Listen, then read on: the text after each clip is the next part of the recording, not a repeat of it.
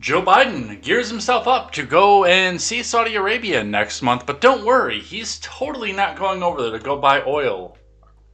So says Steve Deese out of Politico. So we'll be talking just a bit about that. Kaliningrad is set on a blockade from Lithuania, and Moscow is pissed. So yes, we're going to be talking just a bit about that and what's going on with that. Texas GOP has a new platform that says Biden didn't really win the 2020 election. And we all know that's false because most safest and secure election in history, honk honk, 81 million votes, 10 scoops of ice cream. So we'll talk just a bit about that and what that means and where that goes. And an update on a story from last week from the Alaska school. Apparently, this either was an honest mistake or somebody's trying to do damage control right now. It is going to be all this and more. Welcome to midterm season. I am Jay Edgar, and this is Contemporary.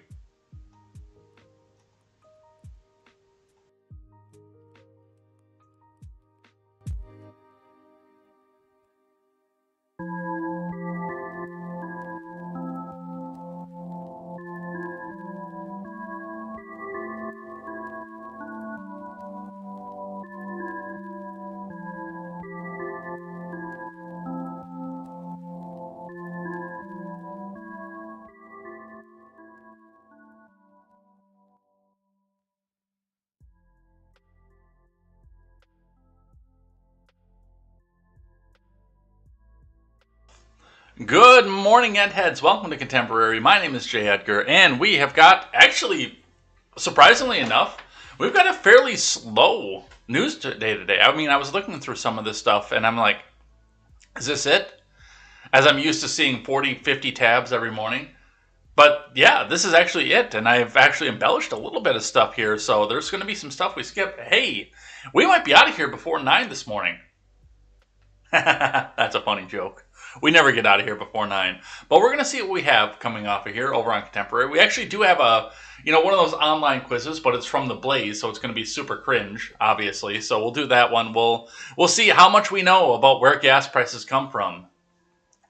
So we'll take that together. We'll talk about that. We'll talk about Joe Biden going over to Saudi Arabia. That update from that Alaska story, by the way, that, again, I don't know if that's CYA, if that's anything else, or what's going on with that, but yeah, we'll talk a bit about that because that was still horrifying when we talked about it last week.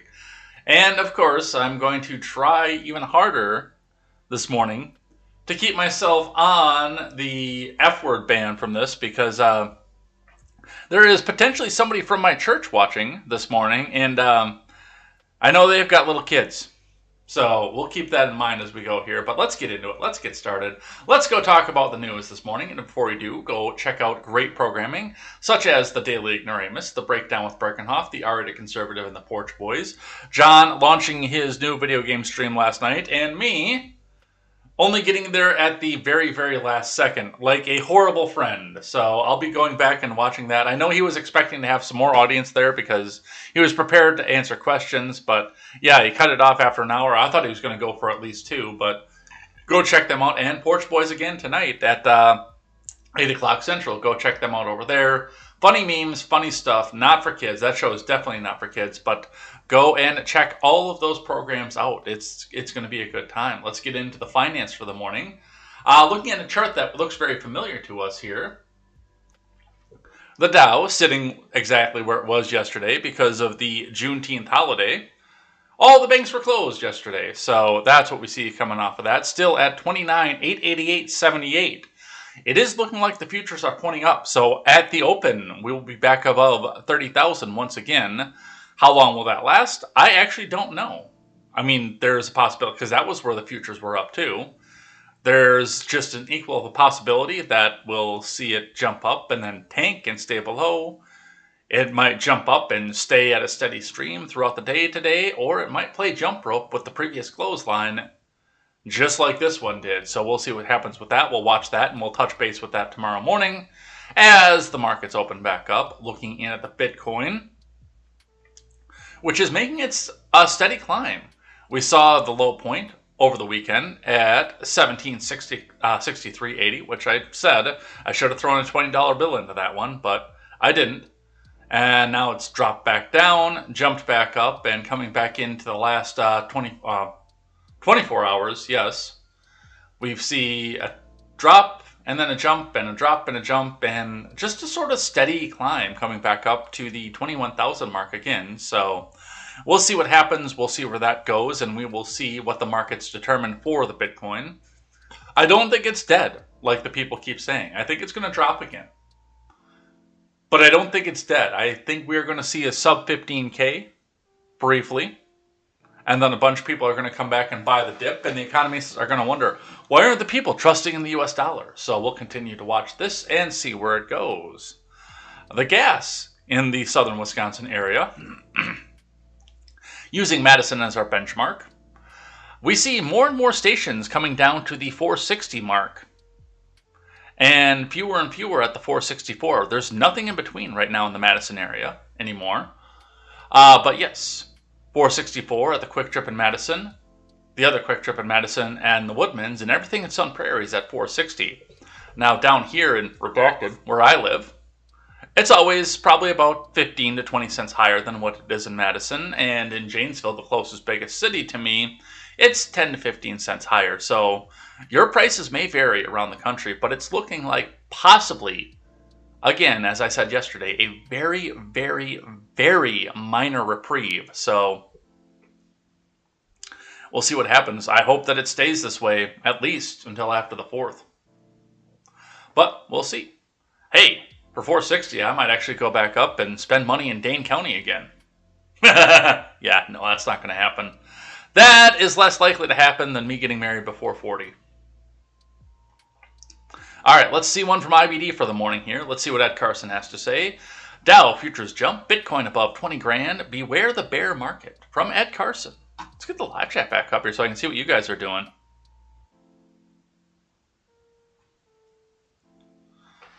Dow futures rose strongly Tuesday morning, along with the S&P and the NASDAQ. The Bitcoin price is back above the key 20 grand level after tumbling to a fresh 18-month low over the weekend. The bear market is intensified last week amid growing concerns that the Federal Reserve will be forced to drive the economy into a recession in order to rein in inflation. I love how the mainstream outlets are trying to come back and deflect that off. It's the Federal Reserve that's going to drive us into a recession.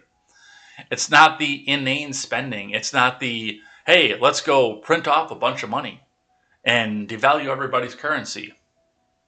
No, it's the Federal Reserve that's going to do it. With the major indices plunging towards their pre-COVID peaks, investors should be on the sidelines. Don't get excited by one-day rebounds such as Friday's tech-led advance or strong pre-market gains. Instead, prepare to take advantage of the next sustained uptrend. Not many stocks are holding up. A lot of this is review from yesterday, but we'll get a better look at the futures here. because everything that I'm looking at here is exactly what we read yesterday. Eli Lilly's on the IBD leaderboard. Lilly and SQM are on the IBD 50. BYD was Friday's IBD stock of the day. But let's look at the futures. Dow futures rose 135%.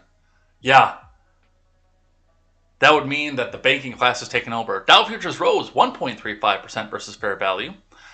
S&P climbed 1.4%, and the NASDAQ jumped 0.4%. So definitely up from what we saw yesterday. The 10-year Treasury yield claimed 5 basis points, back to 3.29%, with inflation at 8.6% and a GDP that does not stand up and follow that trend. Crude oil rose 2%. Markets were closed on Monday in observance of Juneteenth, but other exchanges around the world were open. Federal Reserve Governor Christopher Waller said Saturday he favors another 75 basis point rate hike in the late July Fed meeting. Markets see a high likelihood of that currently, but it's not fully priced in. While the Fed is ramping up rates, it's also starting to reduce its balance sheet. But St. Louis Fed President James Bullard said Monday that the central bank doesn't have to as far with this quantitative tightening as some assume. I feel like there's a word missing here. It would make more sense. This sentence would make more sense to me if it said President James Bullard said Monday that the central bank doesn't have to go as far with this quantitative tightening as some assume. I think the editor needs to have his eyes checked on that one. And remember, overnight action in Dow futures and elsewhere doesn't necessarily translate into actual trading in the next regular stock market session. So yeah, that's a pretty good sized boom that we're going to see at the open, but is it sustainable? We won't know until 4 o'clock Central Time today. We'll continue to see where that's going and where we go with that. Let's grab one from CNBC. Dow futures surge 400 points as the market tries to recover from a brutal week, from Yoon Lee. I keep saying, I kind of want to see the Dow dump below 10K, just even if it's a temporary one, even if it jumps right back up to 11K, 30 seconds later. I just want to see that dip and see what happens. And I hope the nets outside of the Wall Street buildings hold up. That's all I have to say with that. Futures rose in early morning trading Tuesday following a brutal week as investors assessed more aggressive Federal Reserve and rising chances of a recession. Futures on the Dow jumped 404 points or 1.4%. The S&P climbed 1.5%, so we're backing off a little bit, it looks like here. The NASDAQ popped 1.4%. U.S. stock futures were closed Monday for Juneteenth. And the reason I say we're backing off is because one of the things I look at when I set up this segment in the morning, because all the news that's over here, I set up last night. But everything over on this side is set up right as I get up in the morning. So the IBD is usually the article that came out within the hour from when I'm setting all this up. And this one here was from, I believe it was 13 hours ago. Oh, the police are coming. Broadcasting without a license, possibly. Even without the window open, I can hear that. I don't know if it's picking up on the mic, but he's cruising wherever he's going. But yeah, these are higher than what IBD said just recently, so they spiked and then they dropped back overnight. There's not a single reason for the bounce in equities, and the overwhelming view is dismissing the uptick as being nothing more than a dead cat. Something that should be faded, just like all the other rally attempts lately. We pushed back a little bit on that view, largely because of an approaching inflation shift, wrote Adam Crisafulli of Vital Knowledge. Crisafulli noted that Brent crude was trading roughly $10 below a recent high. While President Brandon sets up for a trip to Saudi Arabia to discuss energy production, he also pointed out that iron ore and copper have fallen recently. Steel and copper too, by the way. As far as recycling, not the ores, but the actual recyclable material, those have been dropping too. If commodities can stay on a downward trajectory, it would remove a massive overhang from equity markets, he said. Brent crude futures traded 1.4% higher at $115.75 a barrel. West Texas Intermediate. The U.S. oil benchmark gained 2.2% to $110.41 per barrel. Shares of Kellogg jumped more than 7% in pre-market trading after the company said it would split into 3 separate companies. Separately, food company Mondelez increased 1.2% in pre-market trading, following news that it would acquire the energy bar maker Cliff Bar in a $2.9 billion transaction. Ooh. All that for one brand? Really? I mean, I know it's a popular brand, but that seems excessive. Airline stocks soared higher in pre-market after last week's tumble. Shares of Spirit jumped more than 9% in pre-market after JetBlue raised its takeover offer to $33.50 a share. Even as Spirit deliberates a proposed merger with Frontier, JetBlue's stock jumped 1.8% in pre-market trading. The major averages suffered their 10th losing week in 11 last week on fears that the central bank will hike rates aggressively to tame inflation at the risk of causing an economic downturn. The S&P dropped 5.8% last week for its biggest weekly loss since March of 2020. Dipping deeper into bear market territory, the equity benchmark is now 23% off its record high from early January. And that is a bear market. The blue chip Dow slid 4.8% last week, falling below 30,000 for the first time since January of 2021 last week. The tech-heavy NASDAQ slipped 4.8% last week, down 33% from its record highs. So we'll continue to watch this and see where this goes. I hope that for those of you on a fixed income, you have something outside of your 401k to fall back on for right now, but we'll continue to watch this, see where it goes, and let's actually talk a little bit more on finance here. From Fox Business, top CEOs bracing for an economic recession. From Megan Henney, is the U.S. economy on track for a recession? I think so, and I think most people do as well. According to the chief executives at some of the nation's top companies, the answer is yes. With the Federal Reserve moving to tame sky-high inflation with a series of aggressive interest rate hikes, a growing number of CEOs are sounding the alarm over a coming economic downturn. Fed policymakers last week approved a 75 basis point interest rate hike, the first since '94, as they race to catch up with runaway inflation, pushing the federal funds target range to 1.5% to 1.75%. I think the editor missed one again. I think that too is supposed to be a from. Another hike of that magnitude could be on the table in July amid signs of stubbornly high inflation, Jerome Powell told reporters after the meeting, prompting investors to reassess the economic outlook. Officials also laid out an aggressive path of rate increases for the remainder of the year. New economic projections released after the two-day meeting showed policymakers expect interest rates to hit 3.4% by the end of 2022, which would be the highest level since '08.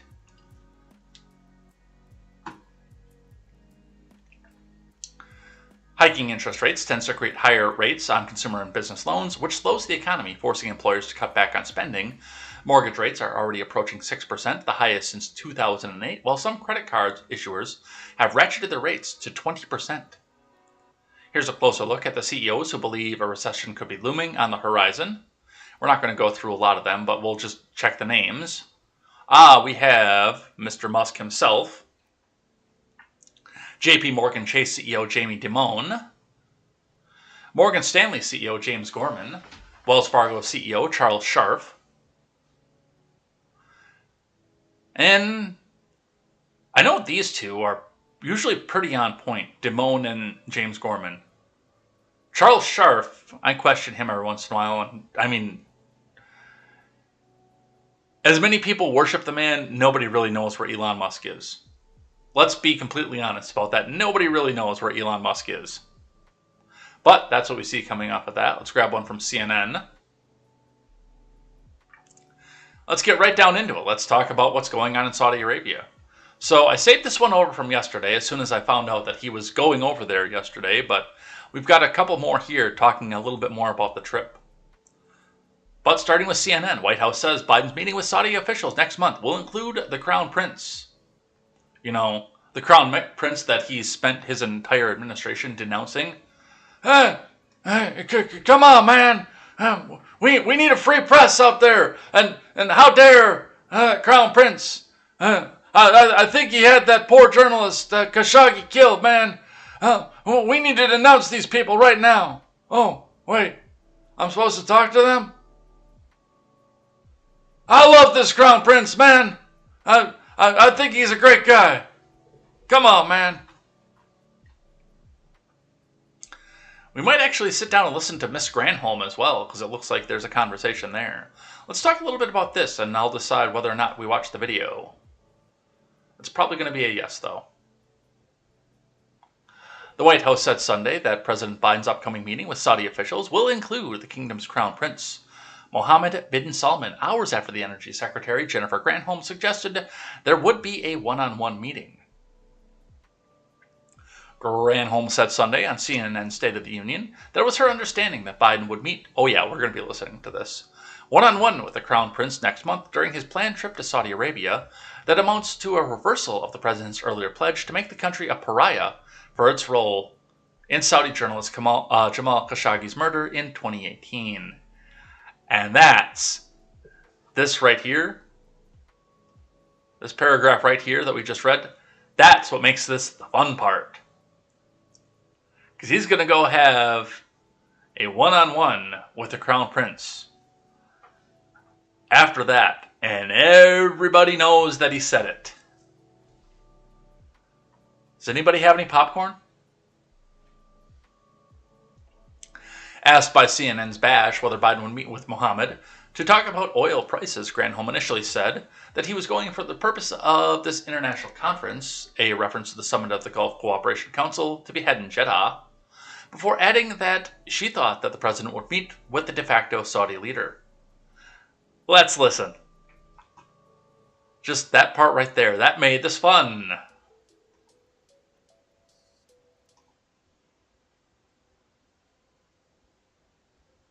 You mentioned that this is a global problem. Yes. President Biden will visit Saudi Arabia next month to talk about this. On Friday, he said, quote, "I'm not going to meet with Crown Prince Mohammed bin Salman. I'm going to an international meeting and he's going to be part of it." Can you clarify this? Is he going to meet with the Saudi Crown Prince to talk about oil prices or not? Well, he's going for the purpose of this international conference, but I know that he will. I think he will meet with the Saudi Crown Prince. He has asked for all suppliers around the globe to increase production. That includes OPEC, that includes our domestic oil and gas producers. He is asking for an increase, like other leaders around the globe are increasing. So they will have a one-on-one meeting? That's my understanding, that he will be meeting, but there's a series of meetings around energy overall. The Saudis are very interested, for example, in developing an expertise around hydrogen, clean hydrogen production. So I think there's a series of topics related to energy on the table. Can you explain why, to the American people, why it is appropriate for a U.S. president to meet with a dictator who murdered and chopped up? Because he's got the oil. A journalist to Allegedly murdered and chopped up, by the way. To do that when it comes to human rights, given what he has said before about it. Yeah, I mean, obviously the president is a strong believer in human rights and has condemned Saudi Arabia. Just to be clear, he didn't actually do the murder, he ordered it. Of course, but I totally understand that. And the president Allegedly ordered it. Is very concerned about that, and I'm sure will raise that issue. But he's also very concerned about what people are experiencing at the pump, and Saudi Arabia is head of OPEC, and we need to have increased production. So Called it. Why is it appropriate to go meet with him, even though they've had the human rights abuses? Because they've got the oil. that everyday citizens in America will not be feeling this pain that they're feeling right now. So all around the world, he is asking for people to increase production, but especially our own oil and gas producers. And to their credit, in some ways, some of them have decided that they are going to increase production, but it's still not enough, and that's why we're asking for this additional meeting this week. There it is, our energy secretary. For exactly what it was we were saying. Why is it appropriate for him to go meet with them? Because they've got the oil. Thank you, Granholm, for confirming that.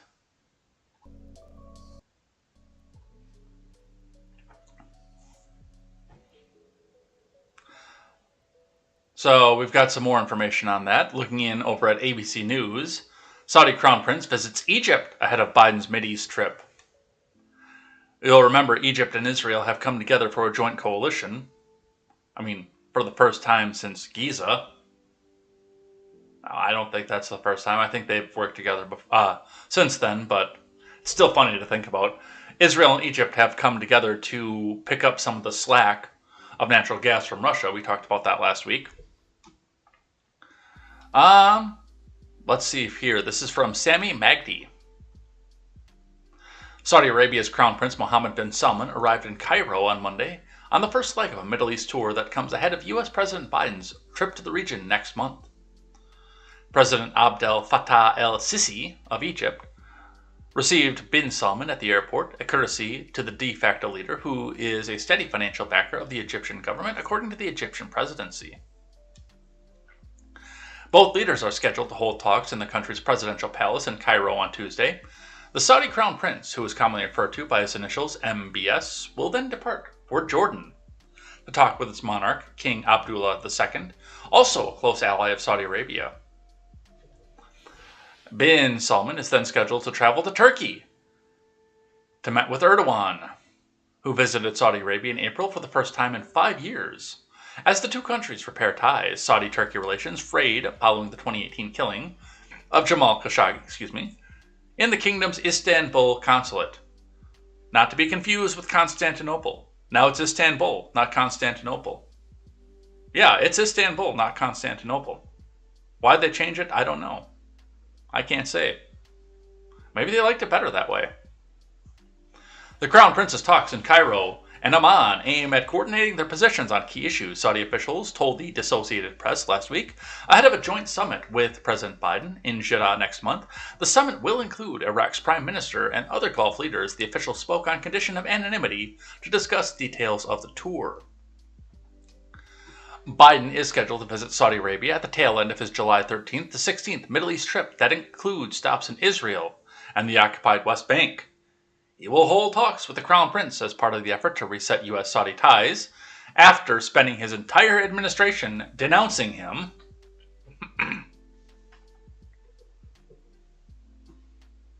The administration could use help from the oil-rich kingdom to alleviate soaring prices at the pump for motorists at home and around the globe.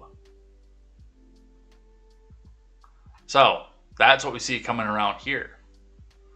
Grab one from Fox. I know this isn't marked as an op-ed, but, I mean, read the headline. This is an op-ed.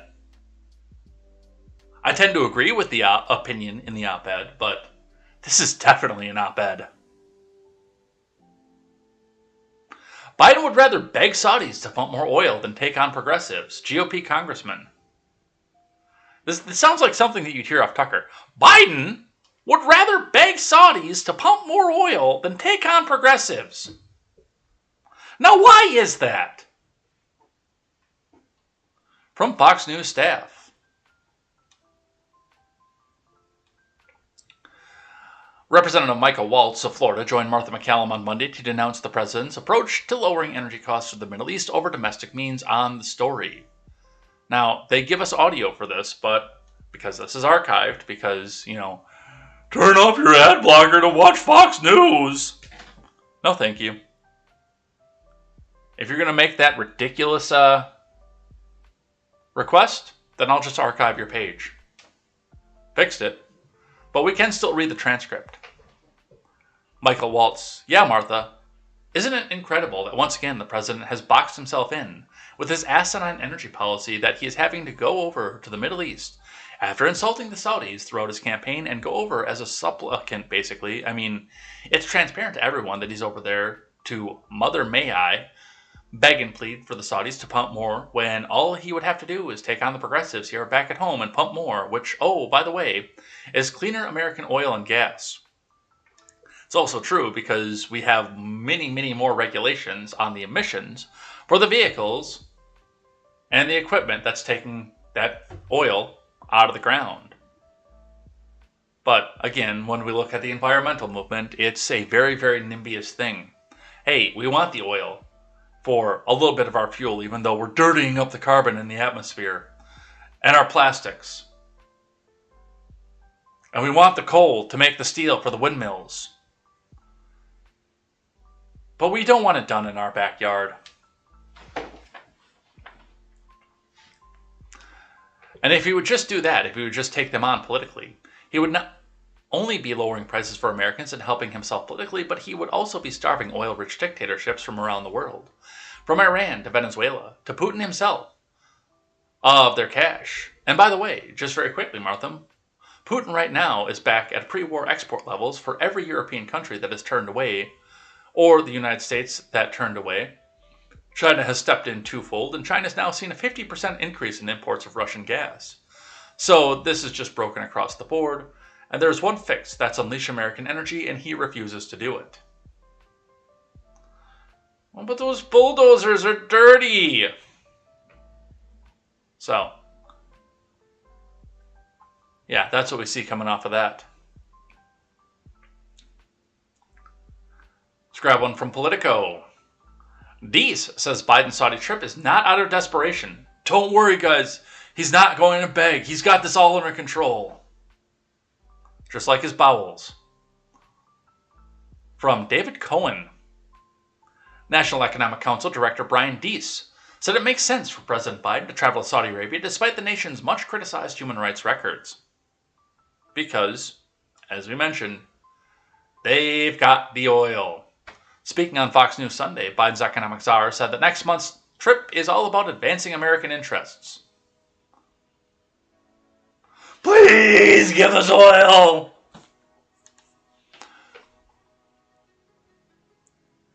What's behind this is a very simple proposition, which is when it is U.S. interest for the president to engage with a foreign leader, he will do so, he told host Shannon Bream. Deese was responding to suggestions by Bream that Biden might look desperate traveling to Saudi Arabia, a nation he previously condemned for its human rights records, including the murder of journalist Jamal Khashoggi. At a time of increasing energy prices, critics on both the left and right have said that it's wrong for Biden to seem to give the Saudi royal family his stamp of approval by visiting there. We have significant interests, national security interests in the region, as well as economic interests. He will vigorously represent American interests while also vigorously representing American values. No. Deese said of Biden's July 13th to 16th trip, which will also include a trip to Israel and the adjacent West Bank. Deese also spoke at length of various steps that the admin is taking in connection with oil companies to help lower energy prices while still attempting to make it possible to address long-term clean energy and climate goals. Yes, we're going to go with long-term clean energy and climate goals by going and getting our oil from countries that have horrible human rights records, Venezuela, Saudi Arabia, Iran, and also no emission standards whatsoever. You can't make this up.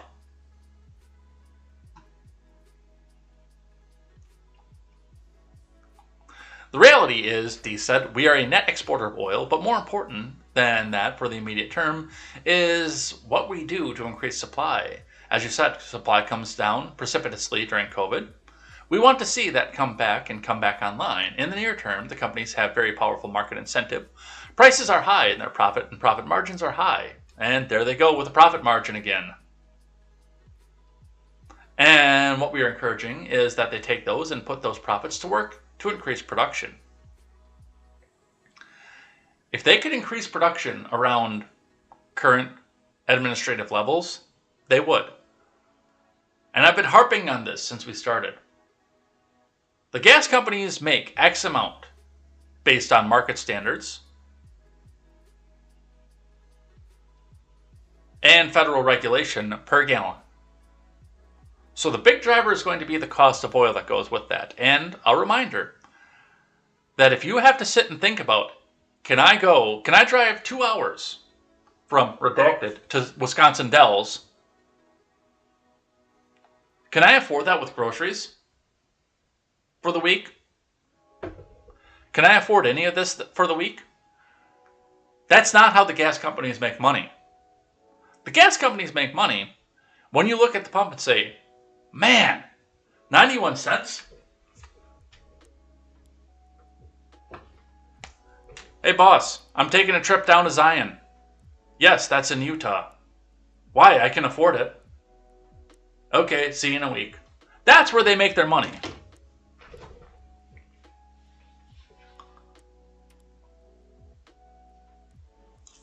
The more gallons you put into your vehicle, the more money they make. Incentive for the gas prices to be that high. Are you stupid? But there he goes. That's totally not out of desperation, folks. All right, let's do this one here. From the Blaze quiz, are greedy oil companies really to blame for high gas prices? From Blaze TV staff. Let's take the quiz.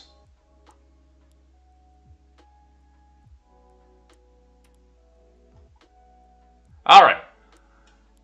What is the biggest component of the price of a gallon of gas? A. Putin's war. B. Refinery profits. C. Price per barrel of crude oil. Or D. Gas station profits. Well, we can do the process of elimination. Putin's war, they started going up before that. Refinery profits. Again, they make more profit when it's at 109 a gallon than they do when it's at 509 a gallon.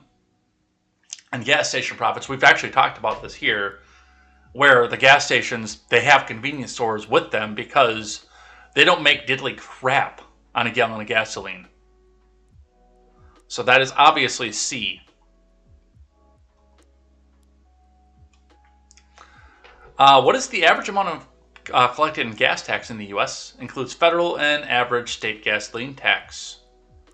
I believe that is 57.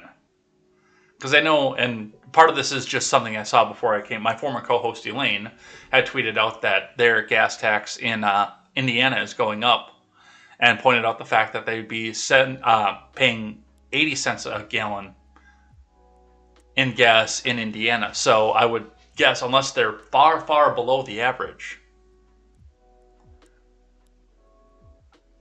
then I actually think that that's a little... I think it's going to be 57.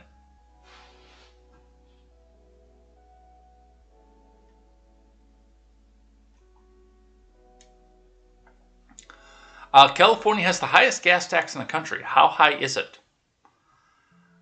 That I don't know. Again, I don't think it's quite over $1 a gallon. It might be. Actually, we're going to go with that one. 109. Because they are ridiculous in their prices.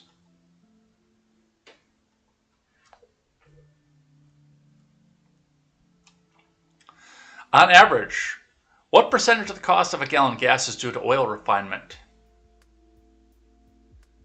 Isn't that like 18%? I'm completely guessing on this one.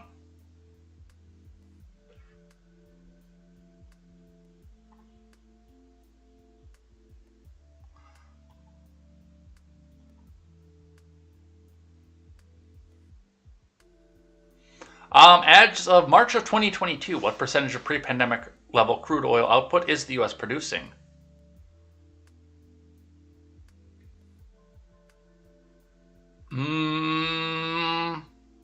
I think we saw this percentage somewhere. I think it's 75.2.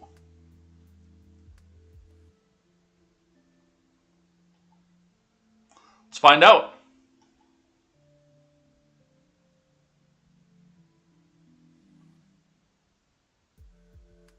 How did you do? Enter your email to find out, then challenge others by sharing this quiz to expose Biden's gas price blame.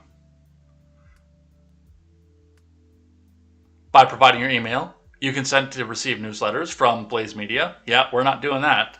Plus, we'll give you a code for $10 off your first year with the Blaze TV. No, we're going to see that without the email.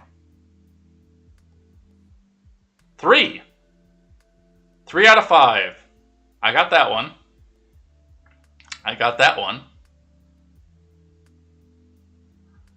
Oh, it's way lower than I thought it was. California's gas tax is 68 cents per gallon.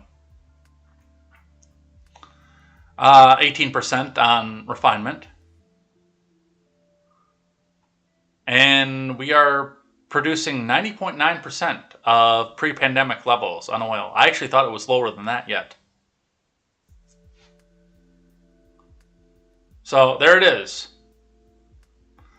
And if you guys, well, you guys all know the answers now, but if you want to challenge your friends or send this out here, this is on the Blaze. So,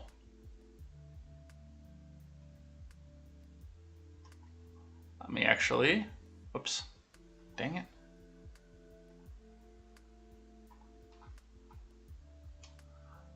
I'll put this in the live chat for you guys, and if you guys want to go and take or challenge your friends to the quiz themselves, go ahead, copy the link, and send it out there. See how your friends do. Let's go talk, since we're going to be talking about foreign stuff here, let's go talk about Iran. From Reuters. Exclusive. Iran prepares enrichment escalation at Fordow plant, IAEA report shows. From Francois Murphy. Iran is escalating its uranium enrichment further by preparing to use advanced IR-6 centrifuges at its underground Fordow site that can be more easily switched between enrichment levels. A UN nuclear watchdog report seen by Reuters on Monday showed. The move is the latest of several steps Iran has had long threatened to take, but held off carrying out until 30 of the 35 countries on the International Atomic Energy Agency's Board of Governors backed a resolution this month, criticizing it for failing to explain uranium traces found at undeclared sites. With indirect U.S.-Iran talks on reviving the 2015 Iran nuclear deal long stalled, any further escalation in Tehran's standoff with the West risks killing any hopes of reining in the Islamic Republic's nuclear advances and lifting U.S. sanctions against it. IAEA inspectors verified on Saturday that Iran was ready to feed uranium hexafluoride gas, the material centrifuges enrich, into the second of two cascades or clusters of IR-6 centrifuges installed at Fordow, a site dug into the mountain, the confidential IAEA report to member states says. Iran informed the IAEA on Monday that passivation of the cascade, a process that precedes enrichment, and also involves feeding UF6 into the machines, had begun on Sunday.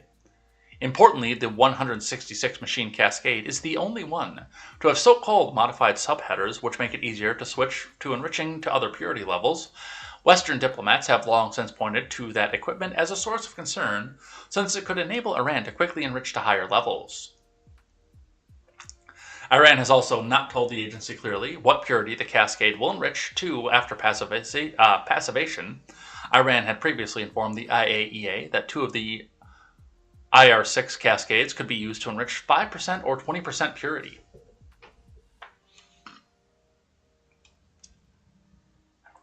The agency has yet to receive clarification from Iran as to which mode of production it intends to implement for the aforementioned cascade following the completion of passivation, the report said, which the IAEA confirmed. On a different site, Iran is already enriching up to 60%, close to the roughly 90% of weapons grade, and far above the 2015 deal's cap of 3.67%. Iran has breached many of the deal's limits in response to the U.S. withdrawal from the deal in 2018 and its reimposition of sanctions. Iran denies seeking nuclear weapons. So, as we're sitting right now, they say we're not making weapons, we're just making more and more pure uranium so we can come back out and power our nuclear reactors better. But they're continuing to crank up and crank up and crank up, so keep those centrifuges spinning. I don't know where this ends. I'm not as worried about this as a lot of people are. I mean, the concerns cross my mind, don't get me wrong, but this is not as worrying to me as, well, let's face it, as Russia having the biggest stockpile in the world. But our little friend Benny over there at the Daily Wire, as the editor, had one of his people write up the article to bring you back out into fear, because it's Persia, and you know how they face down against Israel, especially in Armageddon in Revelation. Iran escalates enrichment at underground nuclear facility, now has enough material for weapons, reports. No, I don't care what's trending now. Go away. From Ryan Saavedra. The Islamic Republic of Iran is reportedly continuing to escalate its enrichment of uranium by preparing to use advanced centrifuges at its underground Fordow nuclear facility, as UN experts warn that Iran now has enough of the material to build a nuclear weapon. The development, which was contained in the UN Nuclear Watchdog report that was obtained by Reuters, comes after the overwhelming majority of nations on the IAEA's Board of Governors condemned Iran for failing to explain why uranium traces were found at sites Iran did not enclose. IAEA inspectors verified on Saturday that Iran was ready to feed uranium hexafluoride gas. The material centrifuges enriched into the second of two cascades or clusters of IR6 centrifuges following installed at Fordow, a site dug into the mountain, Reuters reported. This is review from the Reuters report that we just read.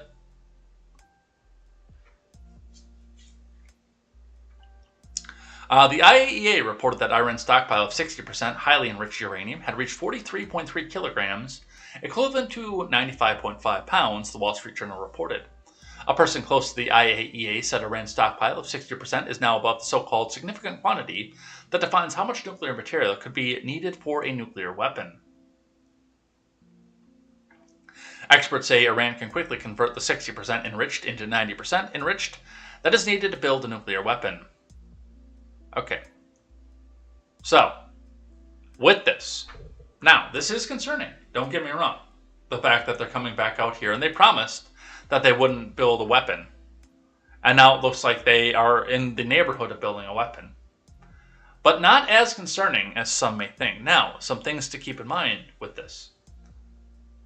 There are a few alliances in the area that would help Iran deliver such a payload. But they're diminishing. And whereas we have to be concerned with Russia having ICBMs and the ability to deliver a nuclear payload by pushing a button without having a pilot in a jet involved, without having to drop and gravity, without any of that. To just be able to launch it from the ground, have it go up to space and come back down and land on New York City,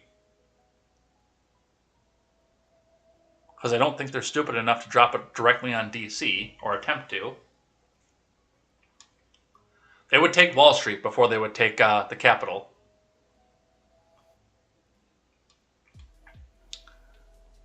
With that being on a regular concern on the front of us, one thing to remember about Iran is that they only have the technological capability to make a gravity bomb. You put it on the airplane, and you hope your airplane gets into the airspace of the place that you want to destroy, and you cross your fingers, and you say a few Allahu Akbars, and hope and pray that you don't get shot down over the ocean. If you would like to deploy that here. Europe might be in a little bit of a better place of concern. But no, they are not in a position to launch the ICBM out of the desert and land a missile in Chicago as of the recording of this live stream. At some point down the road, that might happen.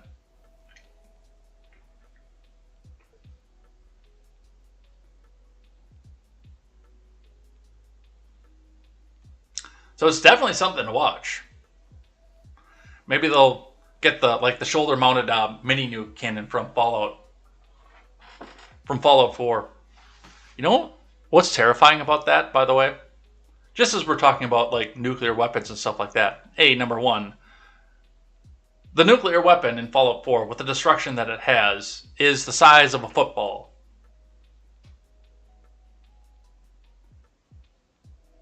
And decimates large amounts of enemies in a large swath. But what's more terrifying about that is the fact that something like that, it's not shoulder mounted, but something like that actually exists in real life. They call it the Davy Crockett. And it is. It is just basically a football launcher. You put the thing on the ground. It's ground mounted, so you got to wheel it out to where it needs to go. You put it on the ground, an acceptable distance away from where you need to hit.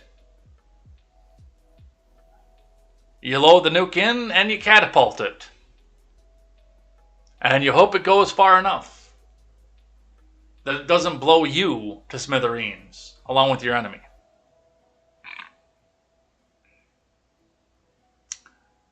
That's a little bit terrifying, I'm not going to lie.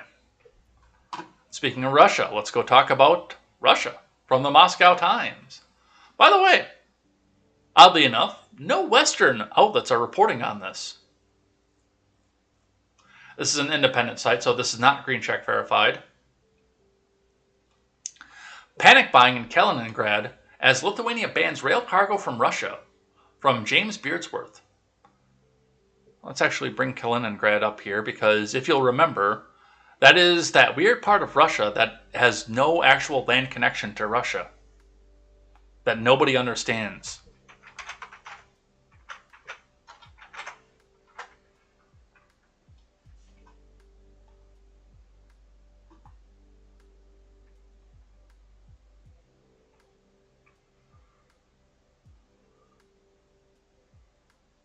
Alright, let's bring this over here.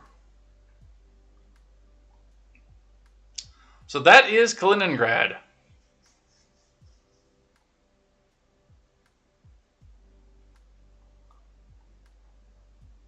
Lithuania, Latvia, and Estonia are all EU members.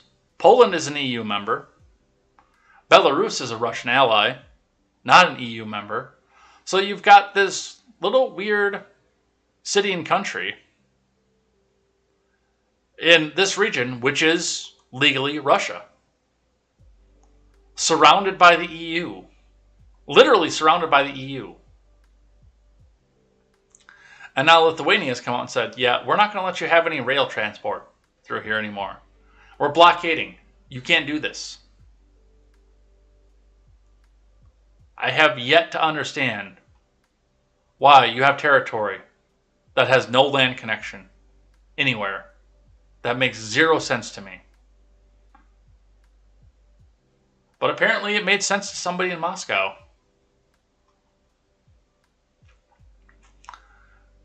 From James Beardsworth. A wave of panic buying spread across the Kaliningrad region after rail blockade imposed by neighboring Lithuania on Saturday threatened to isolate Russia's strategic Baltic enclave.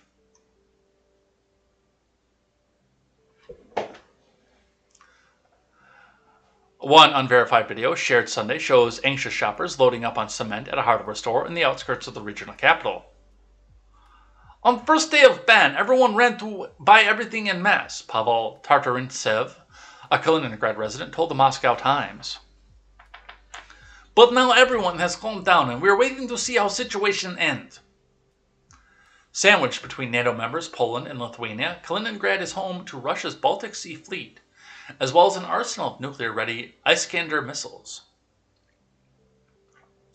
But with no ground connection to the mainland, the region relies on rail links through the Baltic states for the transportation of goods and services. We consider this to be a most serious violation of right to free transit into and out of Kaliningrad region, said Kaliningrad Governor Anton Alikhanov in a video posted to messaging app Telegram on Saturday. According to Alikhanov, the ban will affect up to 50% of the products that are imported and exported from Russia through Lithuania. Vilnius's decision was delayed implementation of a ban on the import of goods to Russia that will be imposed by the Western countries in response to the invasion of Ukraine in late February. Kremlin spokesman Dmitry Peskov told reporters Monday that Lithuania's decision was illegal. Senator Andrei Klimov threatened that Russia would look to resolve the issue by any means, according to Business Daily Kommersant. As well as building materials, consumers also rushed to buy gas, fearing the pipelines that run from Russia to the exclave would be cut off.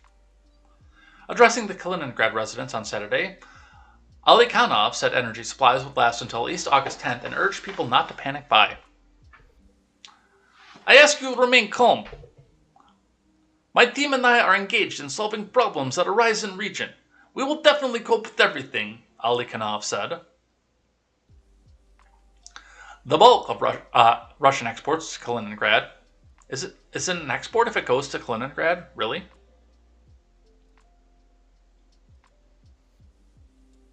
Are transferred via rail lines between the exclave and mainland Russia, meaning that Russia will now be forced to increase its air and sea shipping traffic to transport sanctioned goods.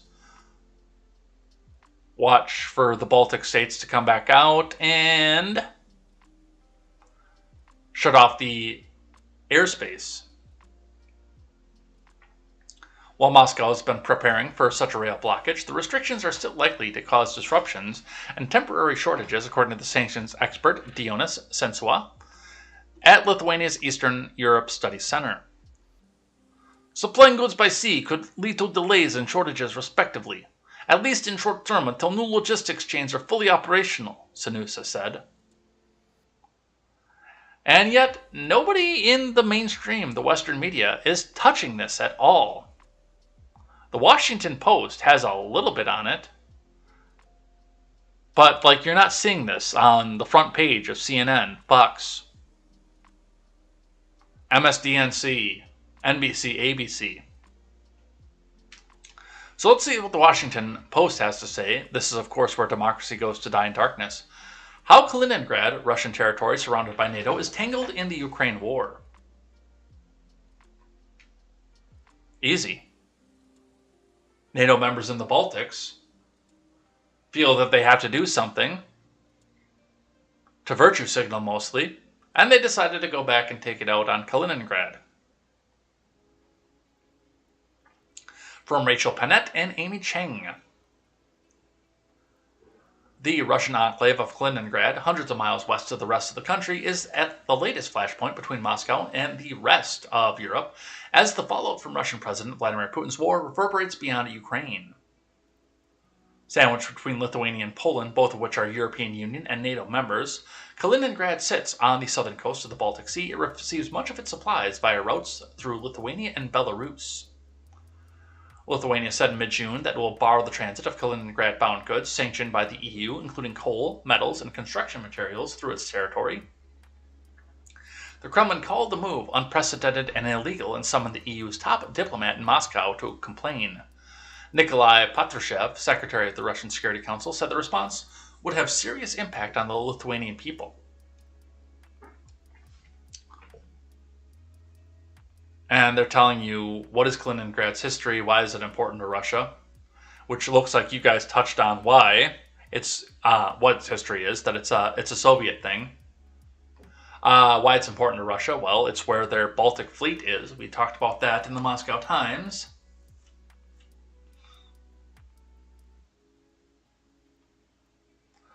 How has the war in Ukraine affected Kaliningrad and neighboring Lithuania? Well, the EU put sanctions on there, and there's an EU country between Russia and Kaliningrad. Easy peasy. What does the situation in Kaliningrad mean for NATO? The three Baltic states were once ruled by Moscow, but they rushed into NATO after the end of the Cold War. They are concerned that the war could broaden and that an emboldened Russia might try to seize a strategically key stretch of land along the Polish-Lithuanian border. The roughly 40-mile Suwalki Gap connects Kaliningrad to the Russian client state of Belarus, and Kremlin control could deny the Baltic nations a land corridor to the rest of NATO. Tension among the Suwalki group, named after the nearby Polish village, flared up in 2016 when NATO defense ministers decided to send 4,000 troops to Poland and Baltic countries, with many on either side of the gap. On the same day, Russia kicked off a week-long military exercise, so that is what we see out of that.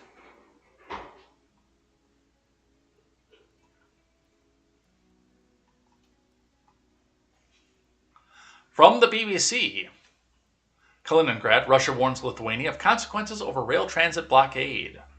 Briefly on this one, BBC, of course, no author given. Russia has warned Lithuania of serious consequences after it banned the rail transfer of some goods to the Russian territory of Kaliningrad. Russia will certainly respond to such hostile action, senior security official Nikolai Patrushev says. Lithuania says it's only following EU sanctions imposed over Moscow's invasion of the Ukraine. Kaliningrad, a strategic region where Russia's Baltic fleet is headquartered, has no border with mainland Russia. The Western Territory was annexed from Germany after World War II in 1945 and is bordered by EU and NATO members Lithuania and Poland. The region relies heavily on rail transit via Lithuania.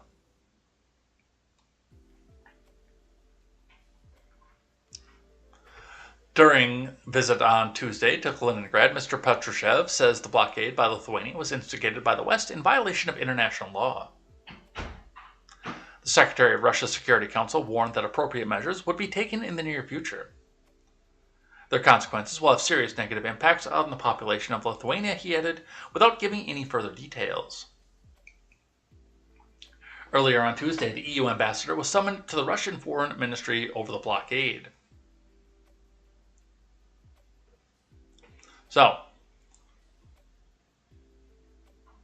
do we have a flashpoint going on here?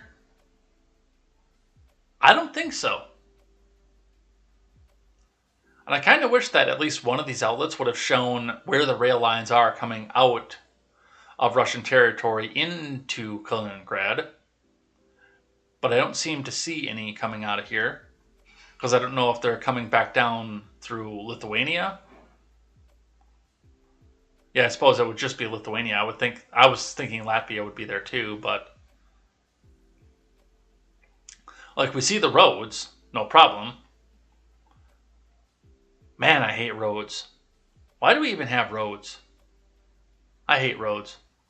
But we see the roads, like the truck traffic that would go through there.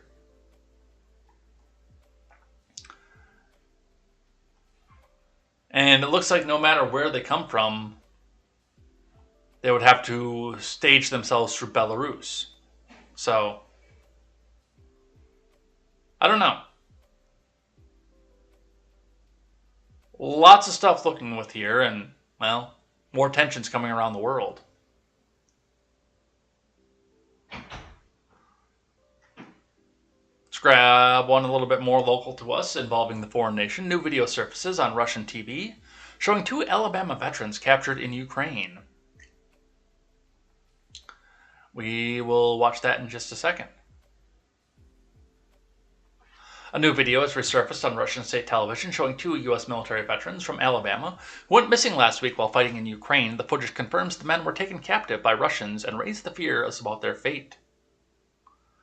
Alex Drucke of Tuscaloosa and Andy Hine of Lawrence County are believed to be the first Americans captured by Russian forces since the war began on February 24th.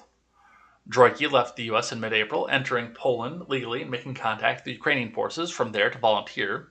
He moved from unit to unit, helping to train Ukrainian soldiers and using the equipment they were receiving from other nations.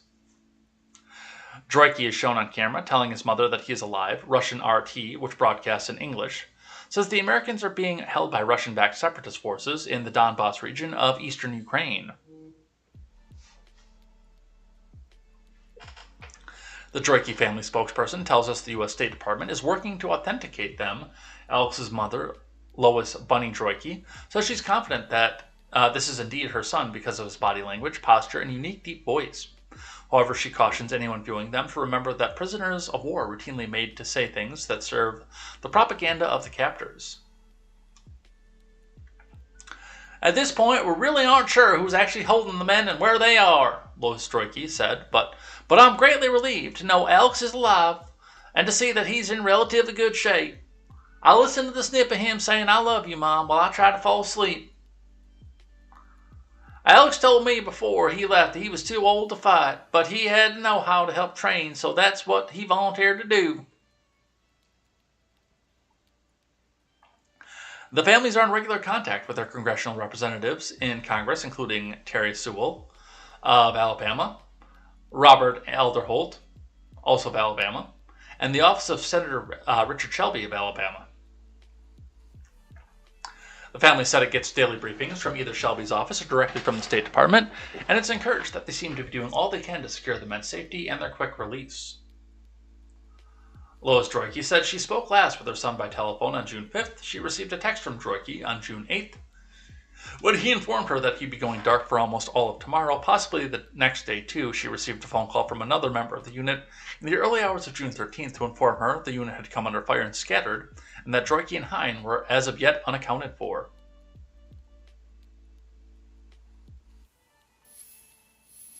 I'm trying to remain strong and calm, because getting upset won't help Alex at all. The war in Ukraine really hitting close to home. 2 veterans from our state missing in Ukraine.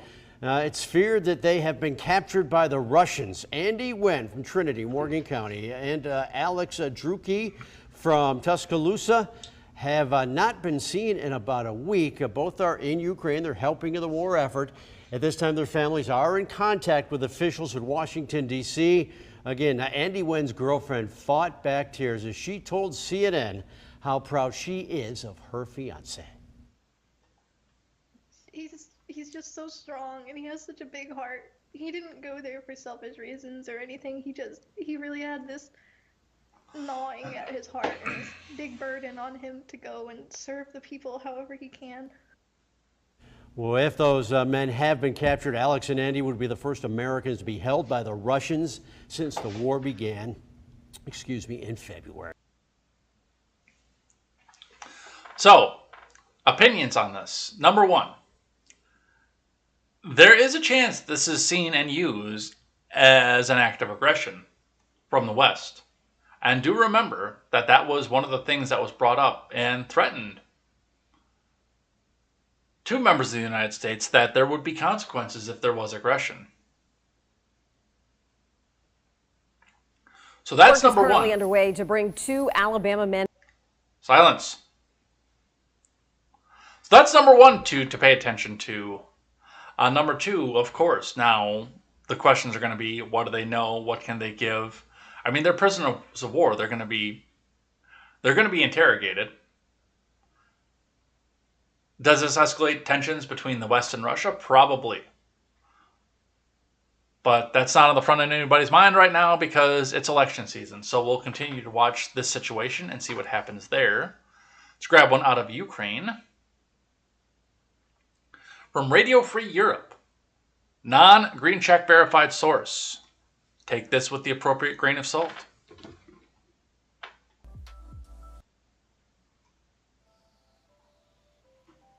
Ukraine bans pro-Russian party of Putin friend Medvedchuk. A court in Kiev has banned the pro-Russian opposition platform For Life, political party led by jailed Kremlin-friendly politician Viktor Medvedchuk. The Justice Ministry issued a statement after the Administrative Court of Appeals No. 8 handed down the decision on June 20th, saying the party's property and assets will be confiscated by the state treasury. They're such a democracy. They're such a democracy that they put their political opponents in jail and ban their parties.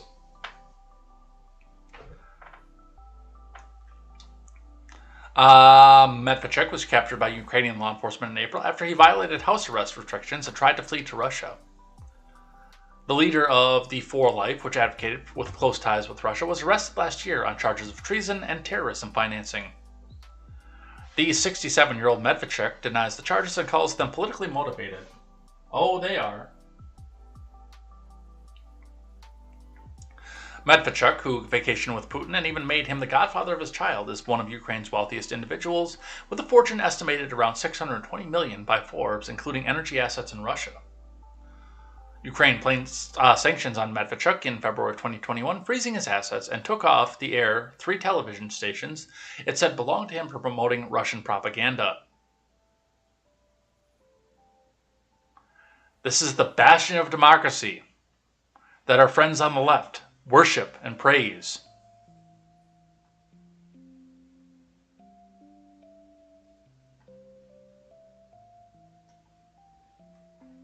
Speaking of political parties, this is our friends in NPR. Texas GOP's new platform says Biden didn't really win. It also calls for secession. From Bill Chappelle. And remember, NPR cannot tell you how evil Texas is unless you donate, so make sure you hit that big red donate button and let NPR know that it's not your money, comrade, it is our money. Don't let them go without telling the world how evil their political opponents are. Support them. Let them tell you how evil everybody that they don't like is. And remember, NPR, never printing reality, National Progressive Radio. Let's see what it is that they have to say.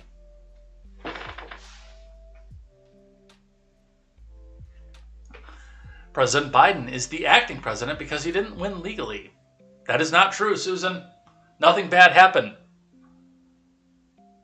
2020 was the freest and fairest and most secure election in history. Honk honk. 81 million votes, more popular than Barack Obama. 10 scoops of ice cream. Don't ban me, Susan. Texans should vote on seceding. The Voting Rights Act of 1965 should be repealed. Any gun control is a rights violation. That sounded like it hurt. This is the world as seen by the Republican Party of Texas, according to its newly adopted party platform. That sounds kind of based, actually. We can't compromise with Democrats who have different and incompatible vision for our near future, Matt Rinaldi, the state GOP chairman, said, according to the Texas newsroom. We need to be a bold and unapologetic conservative party ready to go on offense and win the fight for our country. The Republicans' 2022 platform is outlined in a 40-page document that addresses the state issues, but also much broader priorities, such as calling for the U.S. to leave the UN. Delegates approved it over the weekend, and the party's convention is in Houston. Texas GOP holds on to the big lie. By insisting that Biden didn't actually defeat former President Trump, which he did, honk honk, 81 million votes, Texas Republicans are prolonging the lies and baseless claims about election fraud that fueled the January 6th selfie fest at the Capitol. Wow. This is pure propaganda. We believe the 2020 election violated Article 1 and 2 of the U.S. Constitution, the Texas Republicans said in their new platform. They accused several secretaries of state of illegal actions, alleging the substantial non-fraud because freest and fairest election history in key metropolitan areas distorted the results in Biden's favor. We reject the certified results of the 2020 presidential election, and we hold that acting President Joseph Robinette Biden Jr. was totally legitimately elected, Susan, by the people of the United States, the GOP platform stated. Don't ban me, Susan. No, like, I'm dead serious, too, when I go through this, and even though I'm doing quotes off of this directly, I have a channel strike on my channel from Steven spitting the big lie at a Trump event in Georgia. You actually do have to walk on eggshells around this topic to be on YouTube. Now, for those of you on Twitch and DLive, you're probably annoyed by this walking on eggshells around this, but yeah, we're on YouTube too, and they will. That, like I said, don't ban me, Susan. The pro-Trump stance sets the tone for November's midterm elections date. It also suggests the Texas GOP will use Trump's claims to stoke voter turnout. The section on election fraud concludes by urging every Republican to vote in order to overwhelm any possible fraud. Looks like convention goers are shown 2,000 mules. And the GOP has called on Texas to hold a referendum on secession, saying the U.S. government has impaired Texas' right of self-government. The platform calls for rejecting any legislation that conflicts with states' rights, and it suggests leaving the Union might be the answer. Texas retains the right to secede from the Union, and the Texas legislature should be called upon to pass referenda consistent thereto, the platform stated. Deeper in the document, the GOP delegates urged state lawmakers to put a referendum on the agenda for the 2023 election for the people of Texas to determine whether or not the state of Texas should reassert its status as an independent nation. In Texas, secession is a perennial idea that tends to bloom when a Democrat holds the Oval Office. After former President Obama won his first term, for instance, the state's Governor Rick Perry hinted that Texas might consider exiting the Union. So, that's what the Texas GOP has to say. So saith National Progressive Radio.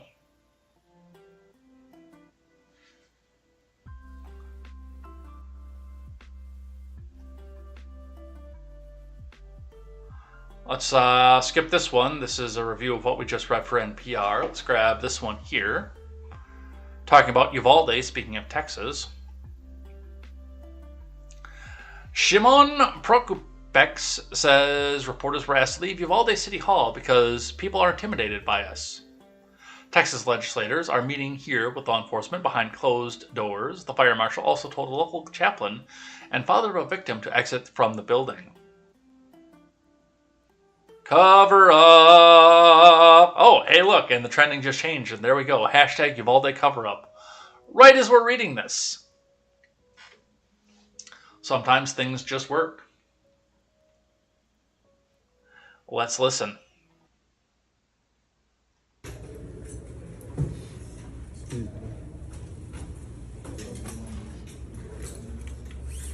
Can I ask you why they would be intimidated by No, us? sir, I can ask you to leave again, please. I understand that, but why would they be intimidated by us?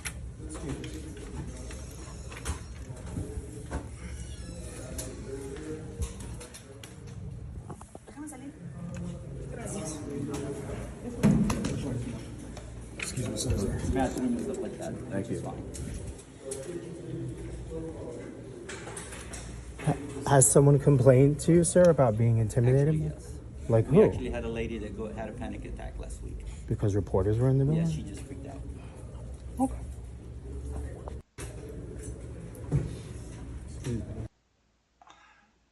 Totally nothing to hide here, folks. Here is the full video, actually. So that was just a 45-second clip. This is about double of that.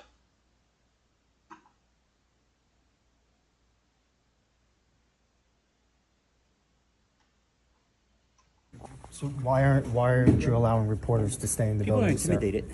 Intimidated by who? By just- reporters? Yeah. they're just- So we have to leave the building, is what you're Yes. saying? Because people are intimidated by us. Yes. What we want is the truth. Come in and protect our children. A lot of people are intimidated. The officers. Can we have you exit the building, please? Are you a parent, sir? Yeah. And my kids are scared. So you're asking all reporters to leave because someone's intimidated you can by hang us? around outside, but not No, inside the but this building. is a city building, right? Are you going to pay a water bill or anything? No, I'm just Well, asking. then now you'll have to wait outside. And the reason is because you said Because of that, sir. because people are Yes. intimidated by us. Because why would they be intimidated by us?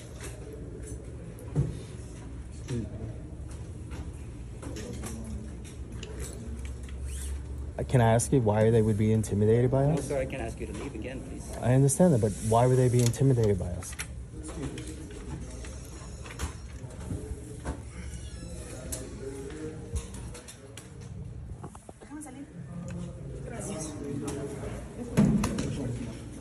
Excuse me, sir. Bathroom and stuff like that. Thank you. It's fine. Has someone complained to you, sir, about being intimidated? Actually, yes.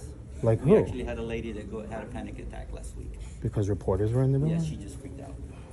Okay.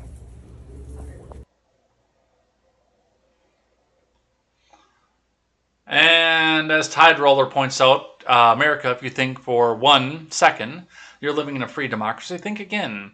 When reporters are asked to leave a room where the discussion topic is going to be 19 murdered people, your freedoms are over. Yeah, I actually think that's quite the apt statement. So, some more information coming off of this from the New York Post. Officers at Uvalde had rifles, ballistic shield, but were still waiting an hour to enter the classroom.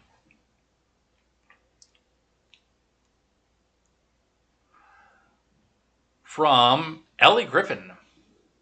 Multiple police officers armed with rifles and ballistic shields were inside of the elementary school 19 minutes after the gunman, according to the new details. Yet law enforcement still waited roughly an hour to breach the classroom where the shooter carried out his deadly rampage last month. The new details were included in reports by Austin American-Statesman on KVU on Monday and marked the latest revelations into the botched police response to the May 24th mass shooting in Uvalde that left 19 students and 2 teachers dead. Surveillance footage from inside the school showed the armed officers standing inside the hallway at 11:52 a.m. after the gunman, Salvador Ramos, broke into the school at 11:33 through an exterior door that had failed to automatically lock. Failed to automatically lock. Honk honk.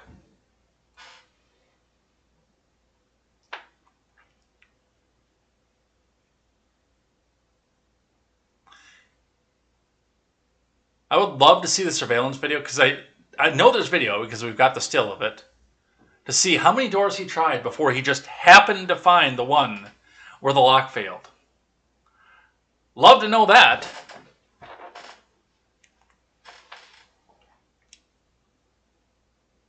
The newly reported account contradicts earlier reports that Uvalde School District Police Chief Pete Arredondo, who was in charge of the police response, was waiting for tactical gear and protective shield to move in on the gunman. Yeah, well, we all know that there was crap about this. Come on, there you go.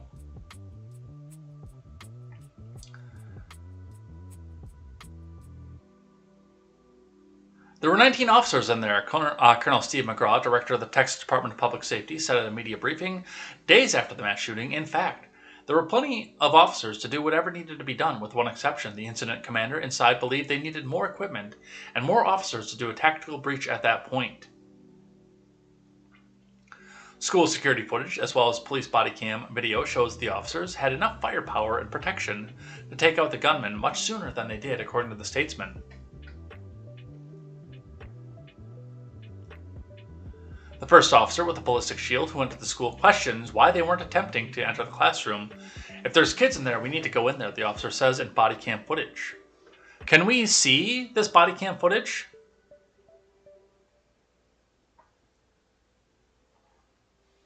After attempting to talk to Ramos, Arredondo tells SWAT officers who arrived that they should breach the classroom door as soon as they were ready at 12:46 p.m. They reportedly finally busted into the room 4 minutes later and shot and killed Ramos.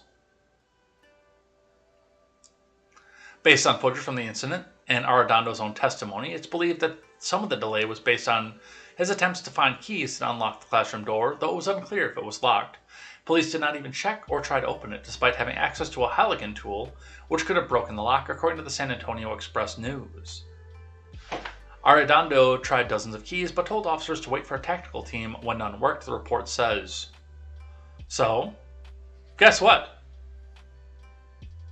Now I have more questions. And I really want to see this body cam footage. Of course, we have nothing but stills for this. Let's see if there's something in the Statesman. Subscribers only? No way.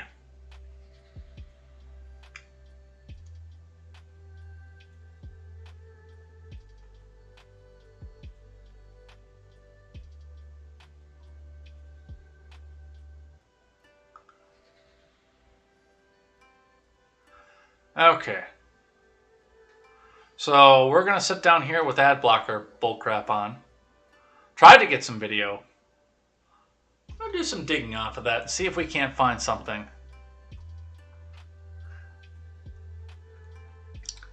Oh, it's after 9 already. Which means we've got to finish up here.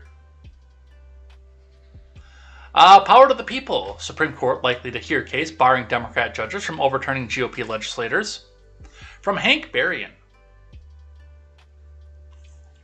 The Supreme Court may very well take up a case that would prevent Democrat judges from invalidating Republican state legislators who dominate state houses from redrawing congressional districts.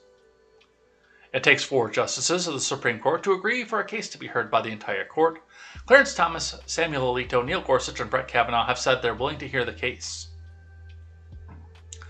Activist judges and allied plaintiffs have proven time and time again they believe state courts have the ultimate say over congressional maps no matter what the U.S. Constitution says, North Carolina Senate leader Phil Berger asserted. Well, I think that would be more a concern of the state constitution than the federal constitution, but the case at issue involves an appeal filed by North Carolina Republicans after a state court ruled that congressional district boundaries drawn by the General Assembly had violated state constitutional provisions. The idea of restricting judges from blocking their state legislatures has drawn the interest of 4 of the Supreme Court justices. In an order entered on February 4th, the North Carolina Supreme Court invalidated North Carolina General Assembly's congressional maps and remanded the state trial court for remedial proceedings, the plaintiff state. Rather than seek immediate review in this court, applicants engaged in a good faith effort to craft a congressional map that would be valid under the state Supreme Court order. They continue, yet in an order entered on February 23rd, the North Carolina trial court rejected that map and instead mandated the use of a new map that had been created by a group of special masters and their team of assistants, who, to make matters worse, designed their own judicially crafted map. After engaging in ex parte communications with the experts for the plaintiffs, applicants immediately sought a stay from North Carolina Supreme Court, but that stay was promptly denied. If a redistricting process more violative of the U.S. Constitution exists, it's hard to imagine it. They charge this court should intervene to protect the Constitution's allocation of power over this matter of fundamental importance to our democratic system of government. Well, and that's again something that I would actually have to look into the North Carolina Constitution to see where it is that they stand on such issues. Because if they do have a constitutional provision for that, to allow a court to step in and be the final arbiter to it, then there's really nothing the Supreme Court can do or say. That would be a question of constitutional amendment for the North Carolina voters and their particular amendment process, not for the U.S. Supreme Court. Now, as far as who should be drawing this, yes, it should be the representation of the people. The representatives that the people sent to,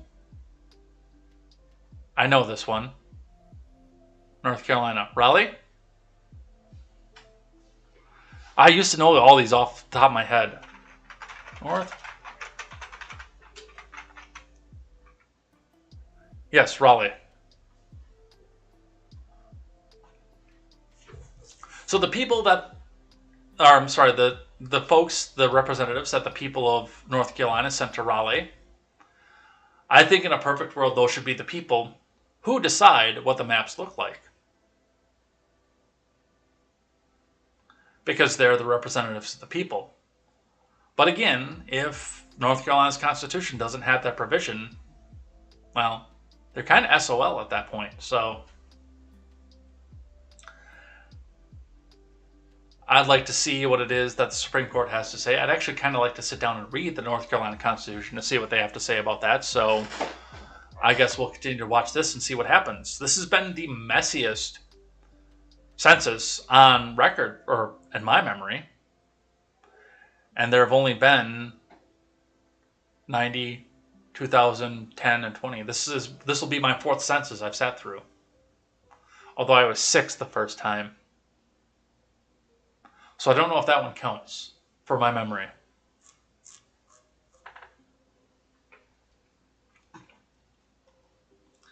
From the Wall Street Journal, a night of rage on abortion. From the editorial board, this is an op-ed. From, oh, that's the photo credit. Looks like I don't have an author for this one, just the editorial board.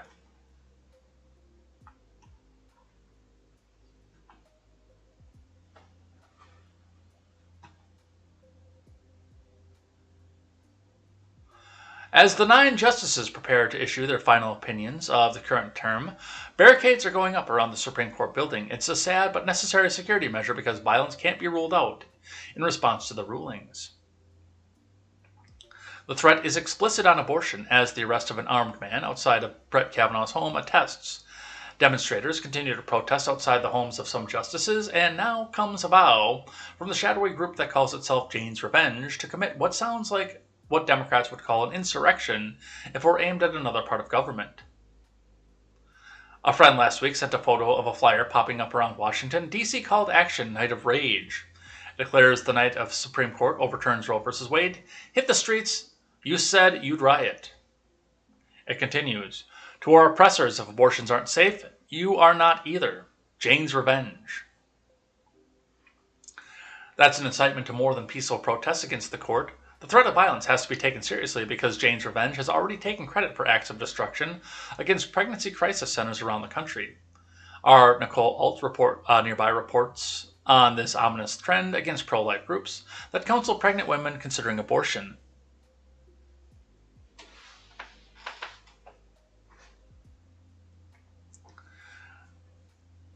Media reports say the Federal Bureau of Investigation is investigating their attacks, and we hope so.